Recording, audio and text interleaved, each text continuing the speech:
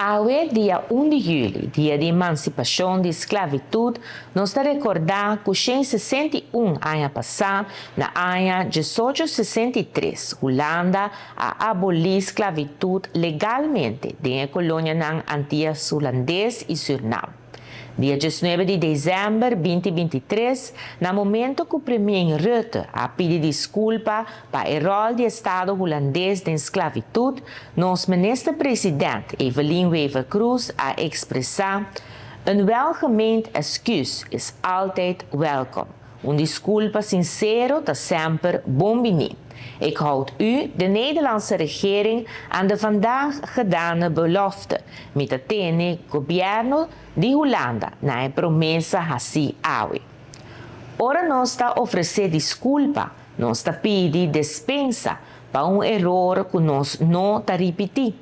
Tá solamente ora nós reflexionar sobre erro assim, nós compreender de onde está bem e nós analisar nossa comportação, nós está capaz de evitar assim o mesmo erro dia dentro e dia fora. Desculpa, mas está sincero e aceita exigir reflexão profunda e aceitação de nosso tour do reino holandês. De ano de comemoração de 160 anos de abolição da esclavitud no reino holandês, como ministro de Finanças e Cultura, nós fazemos petição na secretário de Estado holandês Van Huffelen para a reflexão aqui toma lugar no reino holandês. Já com a maneira que o presente nós trata com outro riba ajudança do nada em reino holandês para por surpassar a pandemia de Covid-19, não quadra com a desculpa do na para premier Rutte. De banda, não por pedir dispensa para prática de maltrato do na do passado, se dem presente, consciente ou inconscientemente, você segue com a mesma prática.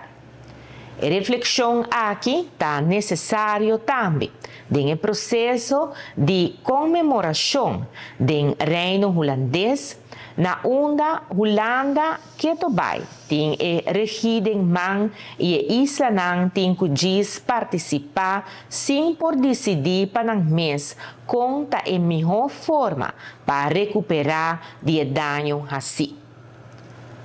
Hoje, dia 1 de julho, é dia para nós reflexionar sobre a história compartilhada de esclavitud do reino holandês e o impacto que essa aqui estava tendo e ainda tem sobre nossa comportação e trato para com outro de nosso reino holandês. Desculpa sincero, reflejar de nosso acto tal qual lo brinda consuelo verdadeiro e paz na tour que não tem mais para mirar na lágrima que da transformar em reconhecimento real de não dignidade humana.